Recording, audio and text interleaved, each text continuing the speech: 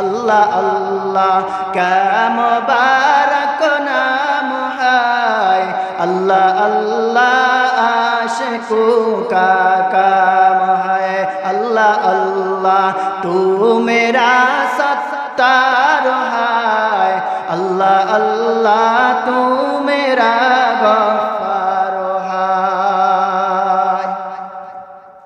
এই কোরআনটা মানলে সম্মান বাড়ায় দিবেন কে? একটু জোরে আওয়াজ দিয়া বলেন কে? আবু বকরের সম্মান কম না বেশি? কারণ কোরআনের সংস্পর্শে থাকার কারণে। হযরতে ওমর রাদিয়াল্লাহু তাআলা ইসলাম গ্রহণ করলেন, কালেমা পাঠ করার পর তরবারি নিয়ে দাঁড়ায় গেছে। কে বলবে ইসলামের বিরুদ্ধে কথা? আগে ছিল ইসলামের দুশমন, এখন ইসলামের পক্ষে। কে বলবে ইসলামের বিরুদ্ধে কথা? আজকের ওমরের তরবারি থেকে বাঁচতে পারবি না। কারণ কোরআন এমন এক জিনিস যার সাথে লাগে সেই ব্যক্তি দামি হয়ে যায়। জোরে আওয়াজ দিয়ে বলেন ঠিক কিনা? সাধারণ ছোট একটা কাঠ আমরা 25,000 30,000 টাকা দিয়ে খাট বানায়া, সেই খাটে আমরা ঘুমাই না? লাথি লাগলে চুমা দিই না, কারণ কোনো সম্মান নাই। 25 টাকা দিয়ে একটা রেহাল বানাই বা 30 টাকা দিয়ে একটা রেহাল বানাই, সেই রেহালটা যদি পায়ে লাগে চুমা দিই কি দিই না? কারণ এই কোরআনের লগে, কোরআনের সাথে থাকার কারণে সম্মান বাড়ায় দিয়েছেন কে? আল্লাহ। এজন্য আমরা কোরআনের পথে থাকবো তো। কোরআনের কথা বলতে গিয়ে আমাদের যদি মৃত্যু হয় কোনো সমস্যা আছে? সমস্যা আছে। এই কোরআনের কথা বলতে গিয়ে আমার রাসূলের রক্ত ঝরেছে না? খালিদ বিন ওয়ালিদের রক্ত ঝরছে না? সুমাইয়া রাদিয়াল্লাহু তাআলা আনহার রক্ত ঝরছে না? আমাদের যদি রক্ত দিতে হয় আমরা কোরআনের পক্ষে কথা বলে রক্ত দিব, কোনো সমস্যা নাই। কারণ এই কোরআনের পক্ষে যদি আমরা কথা বলি আর আমাদের যদি রক্ত দিতে হয়, দুটা জিনিসকে আল্লাহ তাআলা পছন্দ করেন। কয়টা জিনিসকে বলেন একটু? কয়টা জিনিসকে? প্রথম নাম্বার হলো যে সমস্ত ব্যক্তিরা তাহাজ্জুদ নামাজে অথবা আল্লাহ তাআলার কাছে 5 ওয়াক্ত নামাজে চোখের পানি ঝরায় ফেলবে, চোখের পানি ঝরিয়ে ঝরিয়ে কাঁদবে, আর আল্লাহ পাক রব্বুল আলামিনের কাছে বলবে, আল্লাহ জিন্দেগি বার গুনাহ করলাম, আর গুনাহ করব না। দ্বিতীয় নম্বরে হলো শহীদের রক্ত কোরআনের জন্য, ইকামত দ্বীনের জন্য, আমার রাসূলের জন্য, আমার এই কোরআনের জন্য যে সমস্ত ব্যক্তিরা রক্ত ঝরাবে, আল্লাহ বলবেন এই রক্ত ঝরানোওয়ালা ব্যক্তিদেরকে আমি সম্মান দিব, শহীদ সম্মান। রাজ দিয়ে বলি সুবহানাল্লাহ। এই জন্য আমরা কোরআনের কথা বলতে রাজি আছি তো? কোরআনের পথে কথা বলতে রাজি আছি তো? বাঁচতে হলে বাঘের মতো বাঁচতে হবে, সিংহের মতো বাঁচতে হবে, বিড়ালের মতো বাঁচতে চাই না আমরা। ইমানের পথে অবিচার থেকে মরণ জানো আমার হয়, তোমারই পথে চলেছি আমি, তোমারই পথে চলেছি আমি, ও প্রভু দয়াময়। ইমানের পথে অবিচার থেকে মরণ জানো আমার হয়। যে আয়াত তেলাওয়াত করেছিলাম, ওয়াকাদা রাব্বুকা আল্লা তা'বুদু ইল্লা ইয়াহু ওয়া বিল ওয়ালিদাইনি ইহসানা। তুমি আল্লাহ তাআলার ইবাদত করো। কার ইবাদত? আল্লাহ তাআলার ইবাদত। এবং মা বাবার সাথে সৎ আচরণ করো, সৎ ব্যবহার করো। কেমন সৎ ব্যবহার? সৎ ব্যবহার যেমনি ভাবে তোমাকে ছোটবেলায় মা বাবা লালন পালন করেছে, তেমনি ভাবে তুমি তোমার মা বাবা যখন বৃদ্ধ বয়সে উপনীত হয়ে যায় তখন তুমি তোমার মা বাবাকে সেইভাবে লালন পালন করো।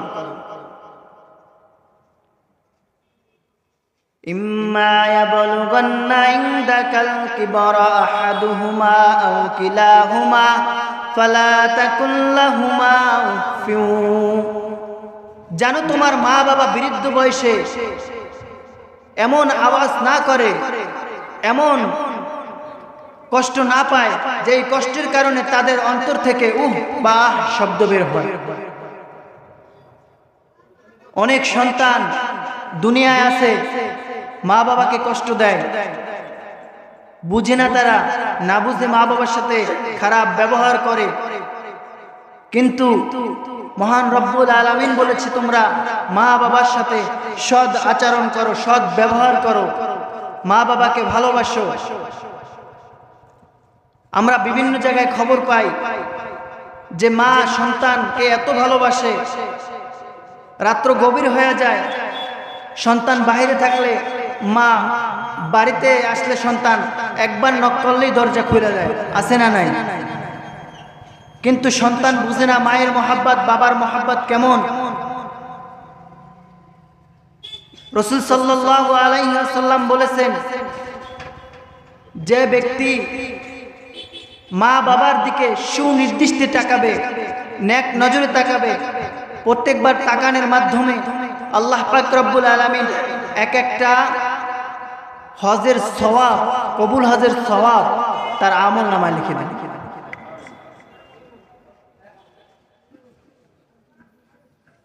এজন্য আমরা মা বাবার খেদমত করব, তো ইনশাআল্লাহ মা বাবার খেদমত করব।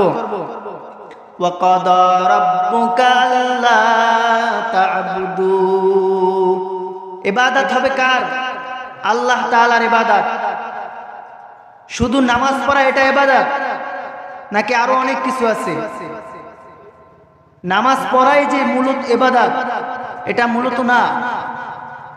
নামাজ পড়া তো ফরজ, ফরজের সাথে সাথে আরো ইবাদত আছে। ইসলামের বেনা হলো 5টি: কালিমা, ঈমান, নামাজ এবং রোজা, হজ, যাকাত। ইসলামের বেনার মধ্যে যে 5টি হুকুম আল্লাহ তাআলা আমাদেরকে রাসূলের মাধ্যমে বলেছেন, তার মধ্যে প্রথমত হলো নামাজ। প্রথমত হলো নামাজ। নামাজ কি করে মানুষকে? ইন্নাস সালাতা তানহা আনিল ফাহশাই ওয়াল মুনকার। নামাজ হলো মানুষদেরকে অশ্লীলতা থেকে বিরত রাখে, খারাপ কাজ থেকে বিরত রাখে।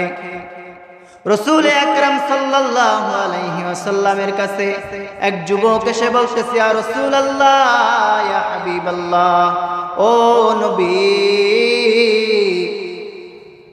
আমি গুনাহ করছি, এমন গুনাহ যা মাপ পাওয়ার যোগ্য না।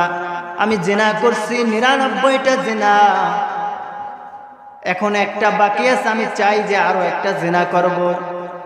তবে আপনি আমাকে একটা সবক দিয়ে দিবেন ও পয়গম্বর, যে সবকটা আমি মেনে চলব।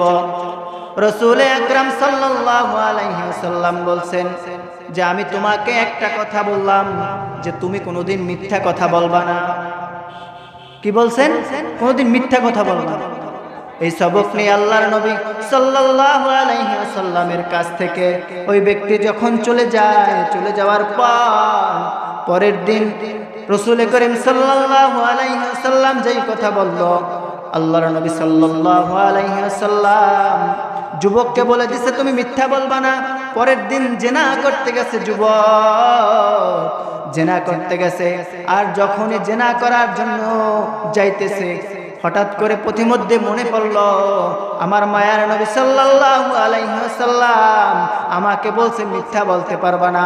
আগামী দিন যদি আমি রাসূলের কাছে যাই, রাসূল যদি জিজ্ঞাসা করে যে তুমি কোথায় গেছিলা, কি করছিলা, তখন আমি কি করব?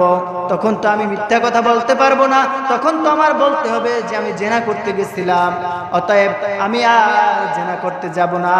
এই একটা কথার কারণে আল্লাহ পাক রব্বুল আলামিনের বান্দা জিনা কাজ থেকে ফিরে আসছে। রাসূল সাল্লাল্লাহু আলাইহি ওয়াসাল্লাম এই কথার কারণে যখন ওই ব্যক্তি জিনা থেকে ফিরে আসছে, ফিরে আসার পর রাসূলের কাছে রাসূল জিজ্ঞেস করতেছে, তুমি কই গেছিলা? ইয়া রাসূলুল্লাহ, ইয়া হাবিবাল্লাহ, আমি জিনা করতে গেছিলাম। জিনা করতে যাওয়ার পর আপনার ওই কথাটা মনে পড়েছে যে আমি রসুল ঘোষণা দিছিলাম, যুবক তুমি মিথ্যা কথা বলবা না। তখন আমি আপনার এই কথা মনে করিয়া জিনা করতে পারি না, আমি আবার ফিরে আসছি। তেমনি ভাবে রাসূল সাল্লাল্লাহু আলাইহি ওয়াসাল্লাম বলছে, আমার আল্লাহ তাআলা বলছেন, ইন্নাস সালাতা তানহা আনিল ফাহশাই ওয়াল মুনকার, নামাজ সমস্ত অশ্লীলতা থেকে, খারাপ থেকে বিরত থাকে কি থাকে না। আল্লাহর নবী সাল্লাল্লাহু আলাইহি ওয়াসাল্লাম নামাজের জন্য আরো একটি হাদিস বর্ণনা করলেন, আউয়ালু মা ইউহাসাবু বিহিল আবদু ইয়াউমাল কিয়ামাতিস সালাহ, যে নামাজ কিয়ামতের দিন সর্বপ্রথম নামাজের হিসাব নিবে। এজন্য আমি যুবকদেরকে বলবো 5 ওয়াক্ত নামাজ পড়তে হবে। সামনে রমজান মাস আসতেছে, এই রমজান কোরআন নাজিলের মাস। আল্লাহ পাক রব্বুল আলামিন কোরআনের ভিতরে বর্ণনা দিয়া বলতেছেন, আমি এই কোরআনকে রমজান মাসে নাজিল করলাম, আর এই কোরআন হলো মুমিনদের জন্য হেদায়াত। আর এই কোরআনের কথা যারা শুনবে এবং যারা বলবে, আমি আল্লাহ পাক রব্বুল আলামিন কাল কিয়ামতের ময়দানে আরশের তলে তারা ছায়া পাবে। এই যে সামনে রমজান মাস আসতেছে, বেশি বেশি রমজানে কোরআন তেলাওয়াত করার জন্য চেষ্টা করব। কোরআনকে কিভাবে আমরা সহি শুদ্ধ করব? এখানে মসজিদ আছে, আপনার মসজিদের ইমাম সাহেবের কাছে 1 ঘন্টা সময় দেবেন, 1 ঘন্টা সময়ে কোরআন দিবেন, কোরআনটা শেখার জন্য দিবেন।